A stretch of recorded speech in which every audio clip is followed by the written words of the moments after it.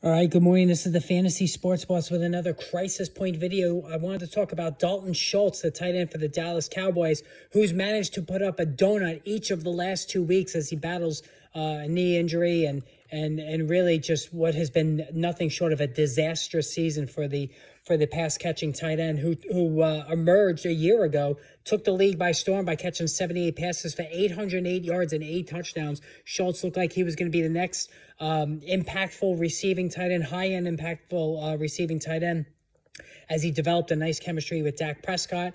And even this season, getting out of the gate with a healthy Prescott in week 1, it looked like it was going to be more of the same for Schultz, as he had 9 targets, 7 catches for 62 yards. But then, of course, the next week, without Prescott, who was injured, 2 catches for 18 yards, injured his knee. And then the last 2 weeks, just 3 targets against Washington and then 1 against the Rams as he re-injured the knee.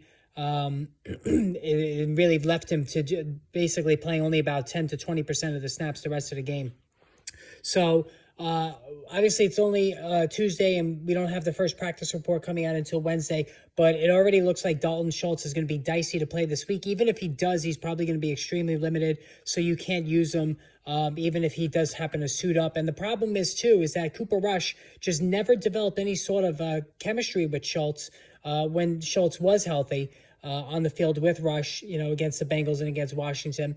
And Rush himself really just very severe constriction in terms of his target share for CeeDee Lamb, Noah Brown, and now Michael Gallup, who's back. Just focusing in on those guys. Not even Tony Pollard as much either, and Dalton Schultz has been left by the wayside. Now, what I will say is this. Once Schultz takes a couple of weeks to get this knee right, with Dak Prescott eventually coming back, and I think Prescott should be back in another game or two, then I think Schultz could start showing some signs of life again. He has a chemistry with Dak Prescott. We saw it all last season.